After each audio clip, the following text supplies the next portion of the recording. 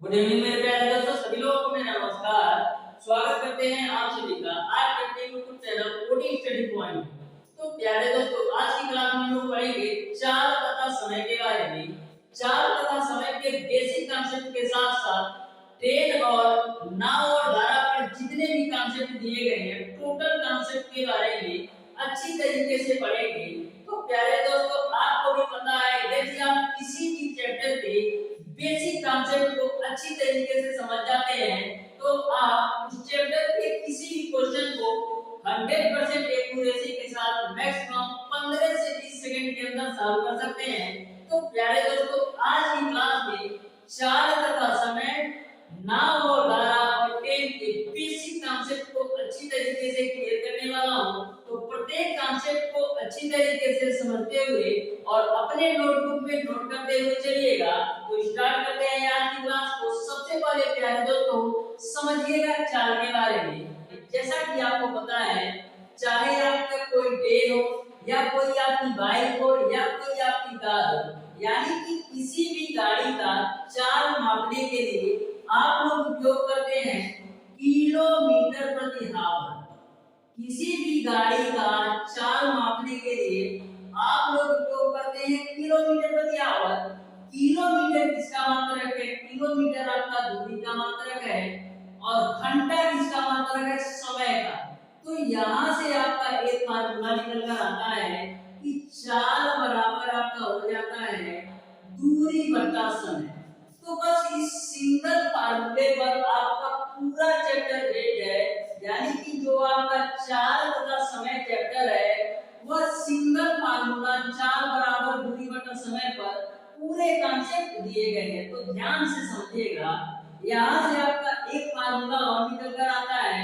यहाँ से आप दूरी बराबर क्या लिख सकते हैं? दूरी बराबर आप लिख सकते हैं चाल गुणा समय। तो दूरी बराबर आपका हो जाएगा चाल गुणा समय। एक फार्मूला और यहाँ से आपका बनेगा, यहाँ से आप समय बराबर क्या लिख सकते हैं? दूरी बटे चाल। तो नेक्स्ट फार्मूला आपका बनेगा समय बराबर दूरी बटे का चाल। नेक्स्ट कॉन्सेप्ट आपका ये होता है, यदि आपकी चाल किलोमीटर प्रति घंटा में दे रखा हो और आपको उसको मीटर प्रति सेकंड में बदलना हो तो क्या करेंगे? यदि आपकी चाल किलोमीटर प्रति घंटा में दे रखा है और इसको आपको बदलना है मीटर प्रति सेकंड में, तो कभी भी चाल आपका किलोमीटर प्रति घंटा में दे रखा हो और इसको आपको मीटर प्रति सेकंड में बदलना हो तो इसमें आपको गुणा करना पड़ेगा 5/18 से। यानी कि किलोमीटर प्रति घंटा को मीटर प्रति सेकंड में बदलने के लिए 5/18 से गुणा करते हैं।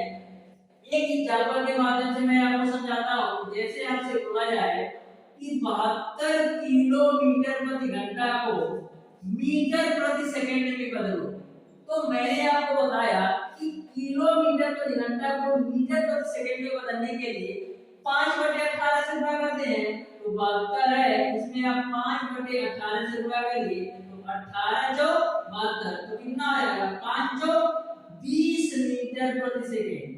तो ऐसे ही आपको समझ में आ गया होगा कि किलोमीटर प्रति घंटा से मीटर प्रति सेकंड में कैसे बदलते हैं। इसी प्रकार प्यारे दोस्तों, यदि आपकी चाल मीटर प्रति सेकंड में दे रखा हो और आपको इसको बदलना हो किलोमीटर प्रति आवर में, तो किससे गुणा करेंगे? तो आपको गुणा कर देना है 18/5 से। तो ध्यान में रखिएगा, मीटर प्रति सेकंड को किलोमीटर प्रति आवर में बदलने के लिए 18/5 से गुणा करते हैं। इस पर भी एक एग्जांपल देखिएगा। जैसे आपको दे रखा हो कि 25 मीटर प्रति सेकंड को किलोमीटर प्रति आवर में बदलो, किलोमीटर प्रति आवर में बदलो, तो 25 है, इसको आपको मीटर प्रति सेकंड से किलोमीटर प्रति आवर में बदलना है, तो किससे गुणा करेंगे? तो आपको गुणा करना पड़ेगा 18/5 से। 5 से काटिए तो 5 × 25 और 18 कितना हो जाएगा? 90 किलोमीटर प्रति आवर। तो इस तरीके से यह कॉन्सेप्ट भी आपको समझ में आया होगा। अब नेक्स्ट कॉन्सेप्ट को अच्छी तरीके से ध्यान से समझिएगा। नेक्स्ट कॉन्सेप्ट आपका है औसत चाल क्या होती है। तो औसत चाल जो होती है वो कुल दूरी बटे कुल समय के बराबर होती है। यानी कि आपका औसत चाल बराबर होता है, औसत चाल बराबर आपका होता है कुल दूरी, कुल दूरी बटेगा कुल समय। तो कभी भी आपसे औसत चाल पूछा जाए तो आपको यही फार्मूला लगाना है, औसत चाल बराबर कुल दूरी बटेगा कुल समय। नेक्स्ट आपका है यदि दो समान दूरियां x किलोमीटर प्रति घंटा और y किलोमीटर प्रति घंटा से तय की जाए तो आपकी औसत चाल क्या होगी? दो समान दूरियां। तो इस कॉन्सेप्ट को अच्छी तरीके से लिख लीजिएगा। यदि दो समान दूरियां x किलोमीटर प्रति घंटा तथा y किलोमीटर प्रति घंटा की चाल से तय की जाए तो उस कंडीशन में आपका औसत चाल होता है 2xy अपान x प्लस y। तो यह फार्मूला कब लगाना है? जब दो समान दूरियां x किलोमीटर प्रति घंटा और y किलोमीटर प्रति घंटे की चाल से तय की जाए तो आपका औसत चाल बराबर 2xy divided by x plus y kilometre प्रति घंटा होता है। नेक्स्ट कॉन्सेप्ट आपका है ट्रेन पर। तो ध्यान से समझिएगा ट्रेन को कैसे आपको चलाना है। तो ध्यान से ट्रेन के कॉन्सेप्ट को समझिएगा, बहुत ही इंटरेस्टिंग टॉपिक है ट्रेन। जैसे कि मैं एक ट्रेन बना लेता हूँ, ये आपका पहला ट्रेन है, ये इसके डब्बे हैं और यहाँ पर मैंने पहिया भी लगा दिया है, ठीक है। ये आपकी दूसरी ट्रेन है, ये आपकी दूसरी ट्रेन है, इसमें भी डब्बा बना देता हूँ और इसका भी मैंने पहिया लगा दिया। मैंने एक पहली ट्रेन को मान लिया कि आपकी ट्रेन ए है और दूसरी ट्रेन को मैंने मान लिया ट्रेन बी है। अब कंडीशन क्या बनता है? अब कंडीशन क्या बनता है? यदि मान लीजिए ट्रेन ए की चाल आपका x किलोमीटर प्रति आवर है और ट्रेन बी की चाल y किलोमीटर प्रति आवर है। यहाँ पर देखिए तो दोनों ट्रेनें एक दूसरे के विपरीत दिशा में चल रही है। यानी कि पहली ट्रेन ए आपका इधर चल रही है और ट्रेन बी आपका इधर चल रही है। यानी कि दोनों ट्रेनें एक दूसरे के विपरीत दिशा में चल रही है। तो ऐसे कंडीशन में जो आपका सापेक्ष चाल होता है वो क्या होता है? तो जब भी आपका दोनों ट्रेनें एक दूसरे के विपरीत दिशा में चल रही होंगी तो वहां पर आपका जो सापेक्ष चाल होगा वो आपका चालों के योग के बराबर होगा। यानी x प्लस y किलोमीटर प्रति आवर हो जाएगा। तो ध्यान में रखिएगा, कभी भी आपसे ट्रेन वाले क्वेश्चन पूछा जाए और यह बोला जाए कि दोनों ट्रेनें एक दूसरे के विपरीत दिशा में चल रही है तो आपका जो सापेक्ष चाल होगा दोनों ट्रेनों के चालों के योग के बराबर होगा। यानी सापेक्ष चाल हो जाएगा x प्लस y किलोमीटर प्रति आवर।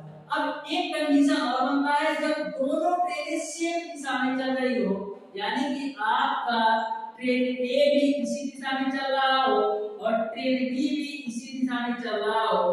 ट्रेन ए की चाल x किलोमीटर प्रति आवर है और ट्रेन बी की चाल y किलोमीटर प्रति आवर है। तो ऐसे कंडीशन में क्या होगा? जब दोनों ट्रेनें सेम दिशा में चल रही हो तो यहाँ पर आपका हो जाएगा सापेक्ष चाल बराबर आपका हो जाएगा x माइनस का y किलोमीटर प्रति आवर। तो ध्यान में रखिएगा जब दोनों ट्रेनें सेम दिशा में चल रही हो, सेम डायरेक्शन में चल रही हो तो वहां पर सापेक्ष चाल x माइनस y किलोमीटर प्रति आवर यूज करना है। और नेक्स्ट आपका टॉपिक है, एक बात आप ध्यान में रखिएगा, कभी भी आपकी ट्रेन किसी भी व्यक्ति को पार करे या किसी भी वस्तु को पार करे तो ऐसे कंडीशन में जो आपको कुल दूरी लेना है वो ट्रेन की लंबाई के बराबर लेना है। कब? जब आपकी ट्रेन किसी भी व्यक्ति को पार करे या किसी भी वस्तु को पार करे तो ऐसे कंडीशन में आपको जो कुल दूरी लेना है ट्रेन की लंबाई के बराबर। तो ऐसा इसलिए होता है जैसे कि आपका मान लीजिए यह आपका ट्रेन गुजर रही है, यहाँ पर कोई व्यक्ति खड़ा है या ये ट्रेन गुजर रही है, यहाँ पर कोई वस्तु है। तो ट्रेन की लंबाई की तुलना में इस व्यक्ति की जो लंबाई है वह नगण्य के बराबर है। उसी प्रकार से ट्रेन की लंबाई की तुलना में जो इस वस्तु की लंबाई है वो नगण्य के बराबर है। तो ऐसे कंडीशन में कभी भी आपकी ट्रेन किसी भी व्यक्ति को पार करे या किसी भी वस्तु को पार करे तो उस कंडीशन में जो आपको कुल दूरी लेना है वह ट्रेन की लंबाई के बराबर लेना है। एक पहला कंसेप्ट। दूसरा कंसेप्ट आपका ये है, जब आपकी ट्रेन किसी भी पुल को पार करे या किसी भी प्लेटफॉर्म को पार करे या किसी भी प्लेटफॉर्म पर खड़े ट्रेन को पार करे तो ऐसे कंडीशन में जो कुल दूरी होता है वह ट्रेन की लंबाई के साथ साथ पुल की लंबाई या प्लेटफॉर्म की लंबाई या प्लेटफॉर्म पर खड़ी ट्रेन की लंबाई के बराबर होता है। जैसे आपकी ये ट्रेन है, ये ट्रेन मान लीजिए किसी भी पुल को पार कर रही है, ये आपका पुल है, तो ऐसे कंडीशन में आपको इस ट्रेन की लंबाई के साथ साथ इस पुल की भी लंबाई लेना पड़ेगा कुल दूरी निकालने के लिए। तो ध्यान में रखिएगा, जब आपकी ट्रेन किसी भी वस्तु या व्यक्ति को पार करेगी तो उस कंडीशन में कुल दूरी केवल ट्रेन की लंबाई लेना है, लेकिन जब आपकी ट्रेन किसी भी प्लेटफॉर्म को पार करेगी या किसी भी पुल को पार करेगी या किसी भी प्लेटफॉर्म पर खड़े ट्रेन को पार करेगी तो वैसे कंडीशन में आपको ट्रेन की लंबाई के साथ साथ पुल की लंबाई या प्लेटफॉर्म की लंबाई या प्लेटफॉर्म पर खड़ी ट्रेन की लंबाई के योग के बराबर लेना है। मैं आपको क्वेश्चन जब सॉल्व कराऊंगा पूरी अच्छी तरीके से क्लियर होगा। नेक्स्ट आपका जो कांसेप्ट है वो आपका बोट एंड स्टीम है। तो जो आपका नाव और धारा पर कांसेप्ट है सेम टू सेम आपका ट्रेन की तरह है, बस आपको समझना है, बस उसमें वैल्यू चेंज किया गया है। जहां पर यहां पर आपने ट्रेन की चाल x किलोमीटर प्रति आवर और y किलोमीटर प्रति आवर किया है, उसी तरह नाव और धारा में आपको u और v करके लेना है। तो ध्यान से समझिएगा नाव और धारा के कांसेप्ट। जैसे एक नाव बना लेते हैं इस तरीके से, मान लीजिए आपकी एक नाव है और ये आपका धारा है, ये आपकी धारा है, इस तरीके से मैंने आपकी धारा बना दिया। तो मैंने मान लिया कि जो आपकी ये नाव है इसकी चाल v किलोमीटर प्रति घंटा है और जो आपका ये धारा है इसकी भी तो कुछ चाल होगी, इसकी भी तो कुछ स्पीड होगी, तो इसकी चाल मैंने मान लिया u किलोमीटर प्रति आवर। तो ध्यान से समझिएगा, ऐसे कंडीशन में यदि आपसे पूछा जाए कि शांत जल में नाव की चाल, आपसे पूछा जाए कि शांत जल में नाव की चाल, तो शांत जल में जो नाव की चाल होती है वो दोनों के चालों का योग बटे 2 के बराबर होती है, यानी v + u divided by 2 kilometre प्रति आवर। अब जब आपसे पूछा जाए शांत जल में नाव की चाल तो आपको करना क्या है, नाव की चाल v और धारा की चाल u बटे 2 किलोमीटर प्रति आवर।